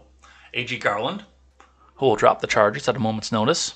Oops, did I say that out loud? Made a show of establishing a domestic terror unit at the Justice Department, and equal justice means it can't be aimed merely at right-wing groups. How you believe that? That's funny. That's funny, editorial board. You believe that.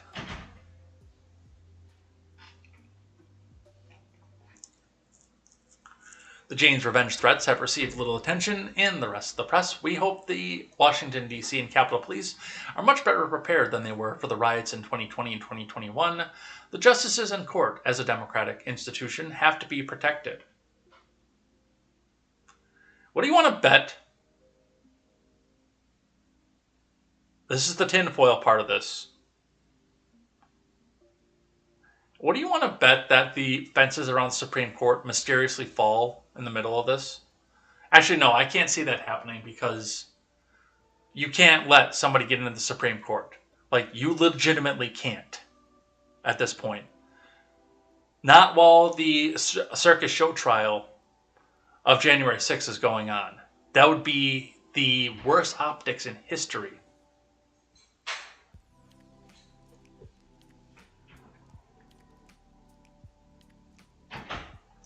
But we'll see.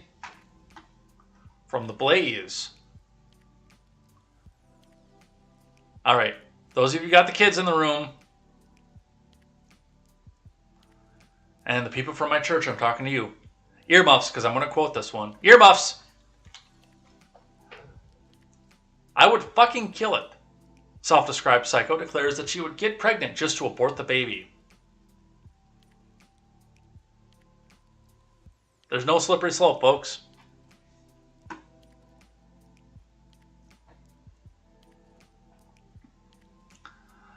Libs of TikTok, which frequently reposts videos of leftists spouting radical views, has shared the video of self-described psycho declaring that she would get pregnant just to abort the baby.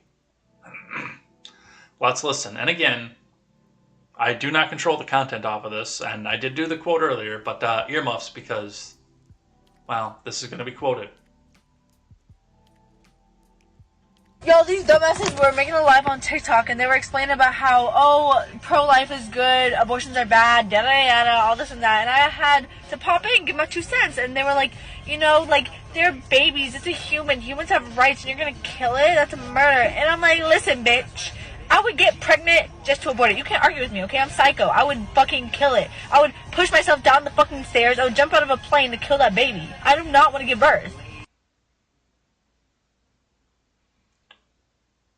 Have you ever tried not screwing? I mean, that's an option.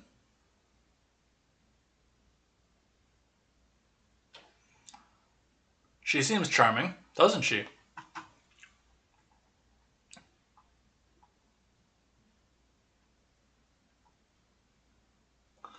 All right.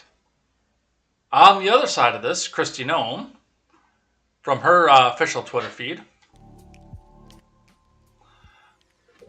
Abortions have stopped in South Dakota. We have prayed for this day, and now it's here. Now we must redouble our focus on taking care of mothers in crisis. Help is available to you. Adoption is an option. You are never alone. Based.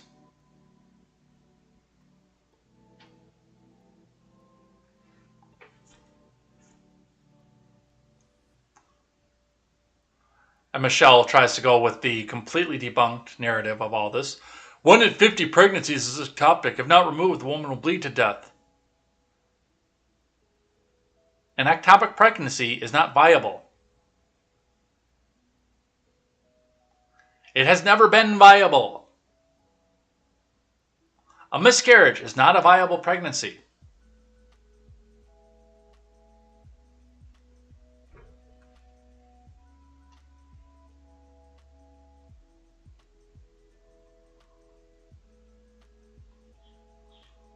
So, yep, they're going to keep going on that line. Once we read these two, especially the one out of the Blaze, from Fox News, number of Americans who think the U.S. has poor moral values hits record high, according to a poll. From Michael Lee. A record-breaking 50% of Americans say the U.S. has poor moral values, while only 1% of Americans rate the country's values as excellent. Americans' views of the state of moral values in the U.S. are dismal, and their expectations for the future are grim, reads a summary of a Gallup poll that was released last week. This has generally been the case over the course of the 20-year trend, but negative ratings of the current state of moral values are the worst they have ever been.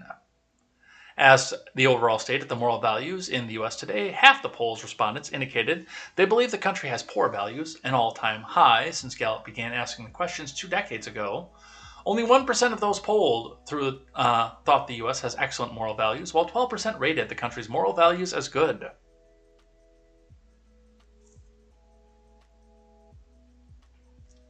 Although negative views of the nation's moral values have been the norm throughout Gallup's 20-year trend, the current trend poor rating is the highest on record by 1 percentage point, Gallup summaries reads. While the amount of Americans who rate the moral values of the country as poor has been fairly consistent over the last 5 years, the number did decline to 43% in 2020 before rising again in the last 2 years. Republicans were more likely to rate the country's values as poor, with 72% of Republican respondents rating the values as poor, a number that has risen sharply since former President Trump left office. Democrats were less likely to give the country poor remarks, with 36% rating the country's moral values as poor, compared to 48% who say fair and 15% who rated moral values as excellent. Yo, these dumbasses were making a live on TikTok and they were explaining about how, pro-life is good, abortions are bad, yada yada, all this and that. And I had to pop in, give my 2 cents. And they were like, they're babies, it's a human. Humans have rights and you're gonna kill it? That's a murder. And I'm like, listen, bitch. I would get pregnant just to abort it. You can't argue with me, okay? I'm psycho. I would fucking kill it. I would push myself down the fucking stairs. I would jump out of a plane to kill that baby. I do not want to give birth. Yeah, how could you ever conclude that we have poor moral values in this country? How could you ever come to that conclusion, seriously?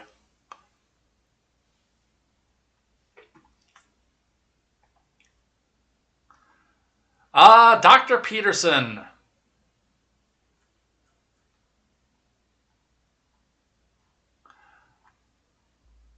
Jordan Peterson has a theory for why Lightyear flopped. From Ben Ziesloft. Canadian professor and clinical psychologist Dr. Jordan Peterson attributed the failure of Toy Story spin-off Lightyear, which garnered controversy for including a same-sex kiss, to market forces. Daily Wire writer Amanda Prestigiacomo noted on Sunday that Lightyear brought in a paltry $51 million during its 3-day opening, despite a lack of competition from other children's movies and significantly more robust success from past Toy Story flicks. Responding to Prestigiacomo's article, Peterson said on social media that the failure pointed to the revenge of the market, bucko. The failure of Toy Story, of the Lightyear movie. The problem with this is, of course, is that the people who are putting out the movie did not clean their rooms. And that's plain and simple. When you look at this, there's no hero's journey to this. They go right into the same-sex kiss. It's the market value having the revenge.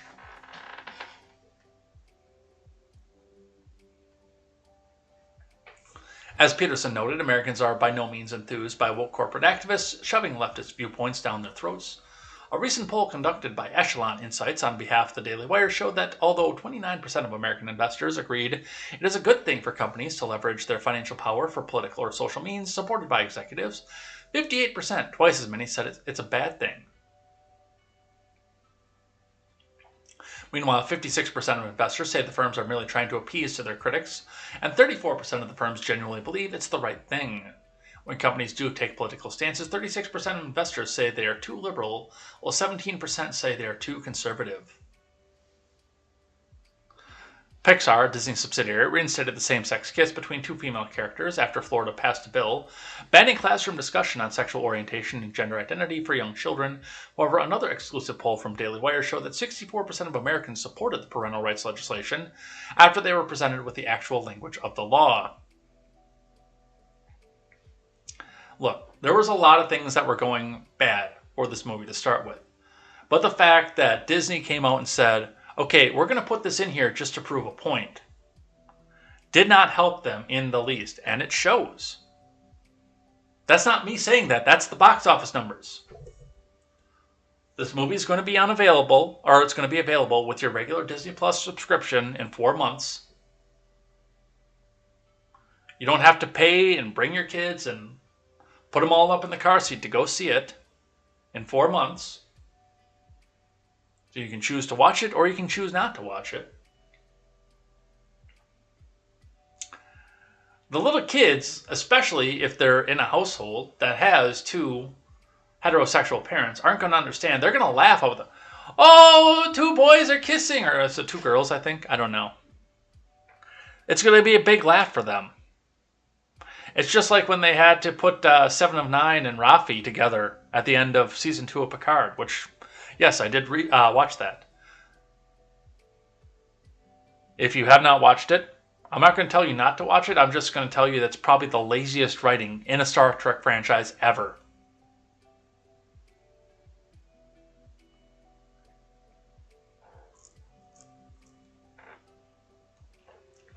But regardless, I think Peterson's right. Revenge of the Market. I also want to know when he was able to get back on Twitter, because he had his staff change his password and not tell him what the new password is. So, is that over now? Let's see. Let's do just a couple more. I think I'm going to do this one and this NBC one on the close, and we'll do Twitter trending and head out of here for the day.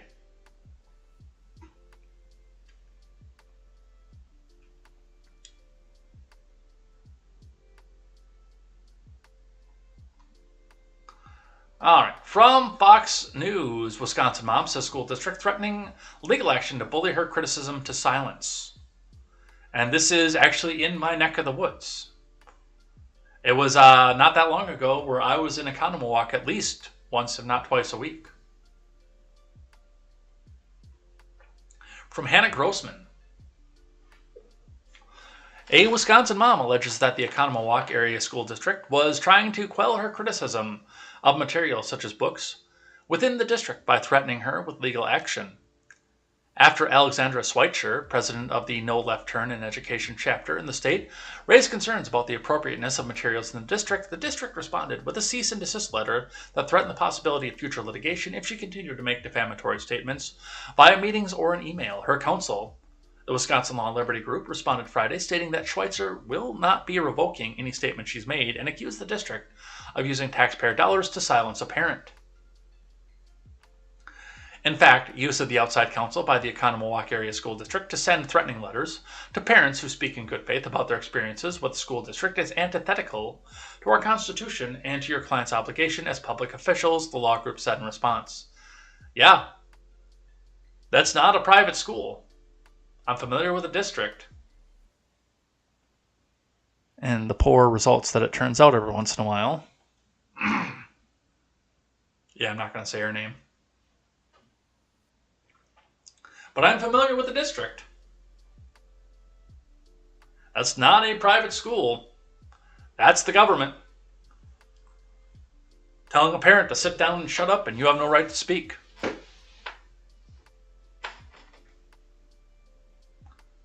This is a really serious claim that the district is making in response to really trying to be a bullying tactic to parents, the mom's attorney, Libby Sobek, told Fox News Digital.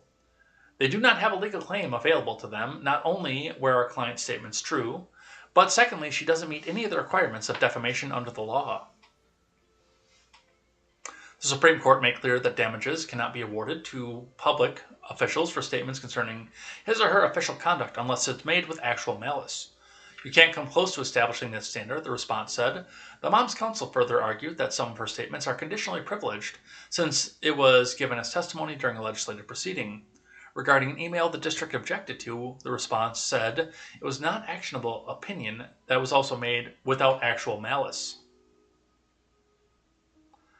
I definitely feel as if I'm being bullied into silence, Schweitzer said. The biggest message to parents and taxpayers is the parent is the primary educator of the child. And we have the right to know what's going on inside the classroom, and I'm here because many, many parents don't want to stand up. They're scared their child will be bullied, or they're scared they'll get blacklisted themselves, and I'm not going to stand down to tyranny like that.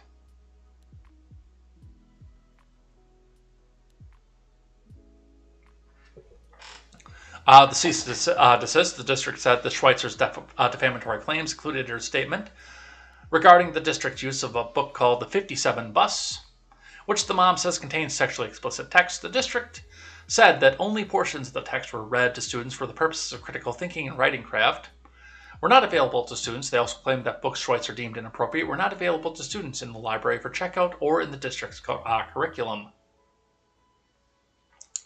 The district further claimed that parents was also given notice that texts deemed inappropriate were not available to Oconomowoc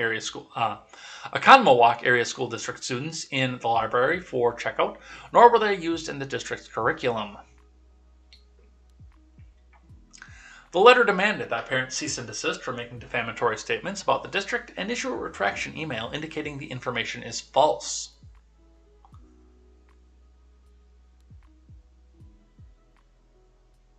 Oconomowoc Area School District and its Board of Educators are entitled to take legal action to prevent you from further distribution of statements containing the false claims in the letter and testimony referenced above, and to seek monetary damages against you, the cease and desist said, and that is the government using taxpayer dollars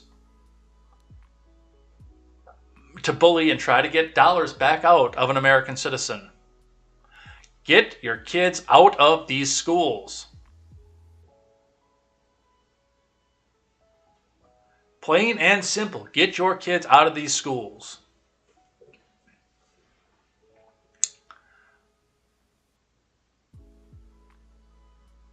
But that's what they have for that. Throw this one on here real quick. Cynical. After a Rob Reiner tweet, it's simple. Prosecute Donald Trump or end democracy, which, dude, you're not going to like my answer to that. Green-eyed, purple-haired old broad says, only it's not just, no longer just TFG. We need to start there. But that party has folks we also need to lock up. Yeah, there you go. Lock up your political opponents. Democracy is online. We need to start acting like it. James Eiler responds, locking up political rivals is generally not considered a symptom of a healthy democracy. Everyone was given a pardon after the Civil War. And this guy, cynical. I don't get to see him get dragged either. Everyone getting a pardon after the Civil War was a terrible idea. We should have killed all the slave owners. Letting them be alive and in positions of power afterwards only served to keep white supremacist ideology alive and well. Which I quote tweeted and reminded everybody that this person here, right here, this person wants you disarmed. We should have killed all of our political opponents after the Civil War. This person wants you disarmed. By the way, that is at CynicalWolf69, but you definitely should not go and tweet at CynicalWolf69. You definitely shouldn't go find this tweet in his responses and tell him what you think about this. That is something you should not do ever. Don't ever do anything like that. That would be a bad thing for you to do. Is to go and tell this kid what you think about this statement. At CynicalWolf69.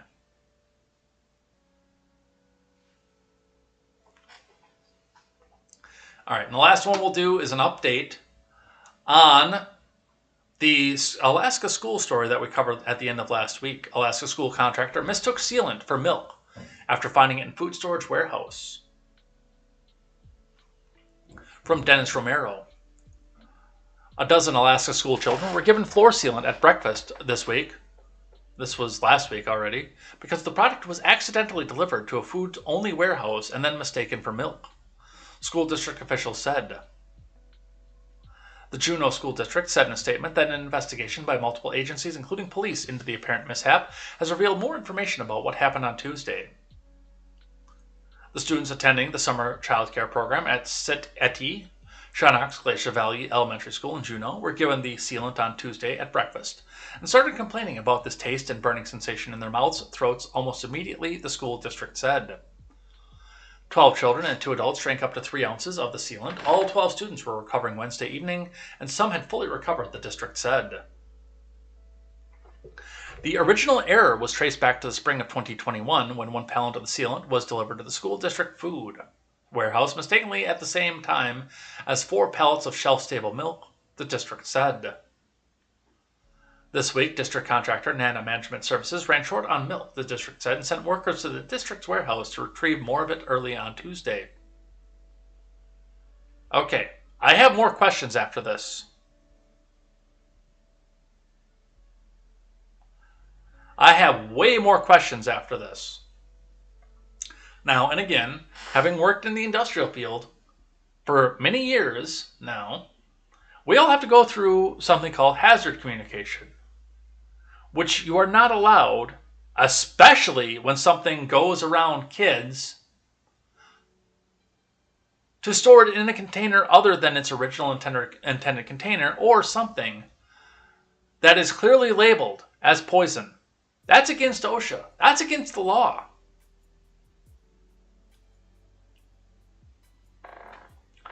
And I'm going to tell you right off the bat, somebody screwed something else up with this.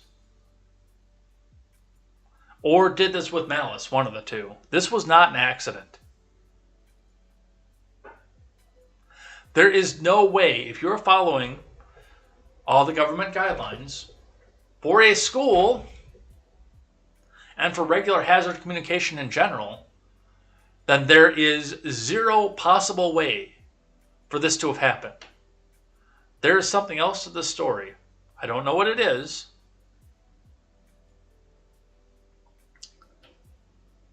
I hope it's not malice. That would suck if it was.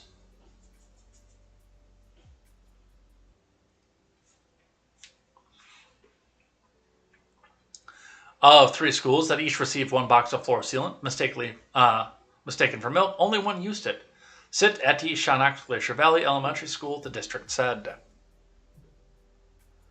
I have questions about this. The NMS worker took the box of floor sealant and poured its contents into cups to be served at breakfast, the Juneau district said. Breakfast was prepared by NMS staff and placed on food service trays, which students brought to a cafeteria table to eat. The slightly scented liquid somewhat resembles milk, the district said.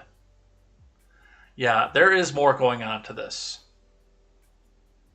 There is way more going on to this than just what is being presented. But that's what they're going to tell us. And with that, we finish out on Twitter trending for the day. So let's get the trend up here and let's go see what's happening.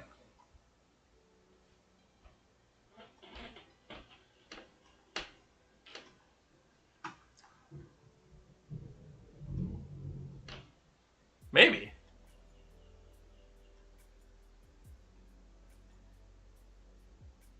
Why don't we have trending? There we go. Now we have trending. I was going to say, how can this page not exist? All right, let's have a look. We will read the top 5 trends. We will skip the Tuesday vibe, Tuesday motivation, Tuesday thoughts trends, and see what it is that Twitter believes that you should be paying attention to right now. Number 1, happy summer solstice. June 21st marks the summer solstice in the Northern Hemisphere. This is the first day of summer, and this is the longest day of the year. Also trending with first day of summer in Stonehenge. A new day, happy summer solstice. A lot of pictures. Some people are having some celebrations. Mama Hequette says, happy summer solstice to all. Adam Wolf says, it's the longest day of the year and Taco Tuesday. It's like the gods want you to eat as many tacos as you can today. Happy summer solstice. We can make that happen. I can make that happen, definitely.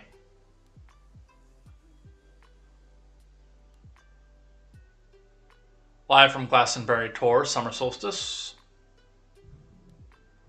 Xenia Karayanis says, it's the longest day of the year, and this one woke me up at the crack of dawn wanting to play. Kitty!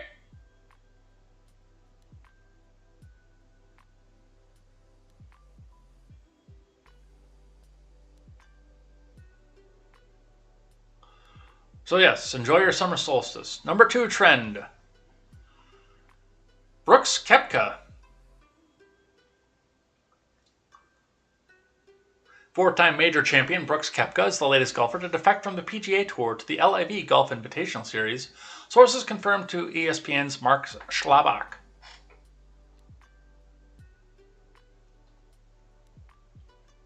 This is probably... If Koepka came out and said he's joining LIV purely for the money and the chance to continue putting Bryson into a locker whenever possible, I'd probably give him a pass.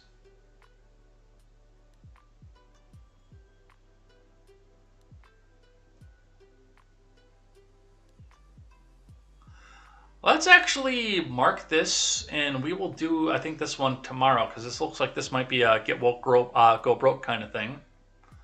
So we'll probably talk a bit about that tomorrow. Haha, Brooks Koepka gets all pissy at reporters for asking about the murderous regimes for a series and whether he would go. Meanwhile, that POS was ducking questions. Brooks, you're soft as baby crab. Well, we'll see what happens there. Beyonce is trending. Beyonce dropped her new single, Break My Soul, ahead of her upcoming Renaissance album. Martin Scorsese's Oscar for 8 Mile says Beyonce singing about the pressures of a 9-to-5 is camp. Not Drake has ear to the wall when Beyonce was in the studio. Beyonce making Friday releases the industry standard, then turning around and releasing the new music on a Tuesday is peak Beyonce. I am not going to lie, I am probably never going to hear this single in my life. I don't like that kind of music.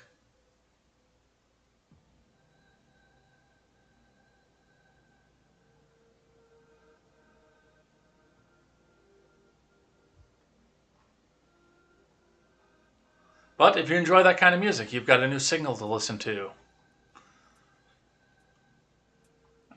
Number 5, Caleb Swanigan. Caleb Swanigan, the former Purdue star who was later picked up in the first round of the 2017 draft, has died at 25. Oh, there's going to be a lot of stuff in this trend that I can't say on YouTube, isn't there?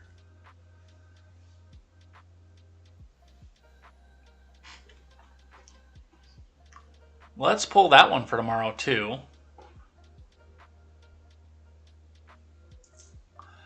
Thoughts and prayers with Swanigan. Damian Lillard said that about him and people judging Caleb when pictures circulated last year.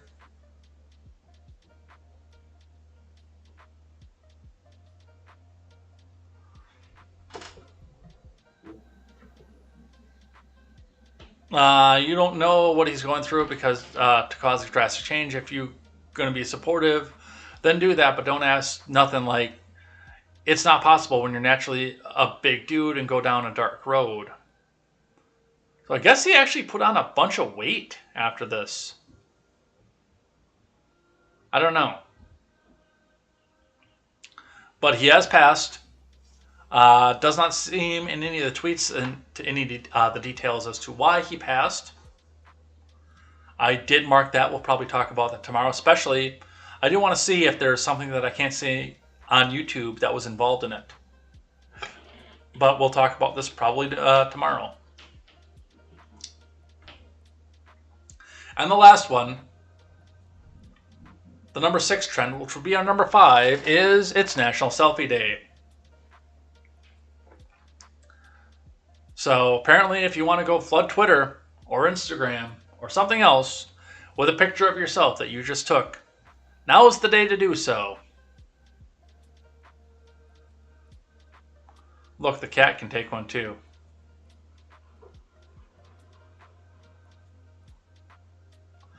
I do hope to see yours later on today. Good audience members. All right, and we're done. We're out of here. That was fun. We got a couple left over. We didn't get through everything today, but we'll go pick all that up here. Let's head out of here for the day.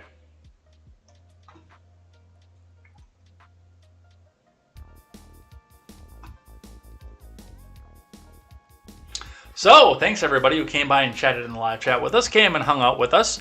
I do hope that everyone got at least one message in, so I can say the special thank you on Friday with the names that get written down in the book. And, you know, I know who's here, or who at least says something. I don't know who's all here, but who says something, because I do give a special thank you out at the end of the week.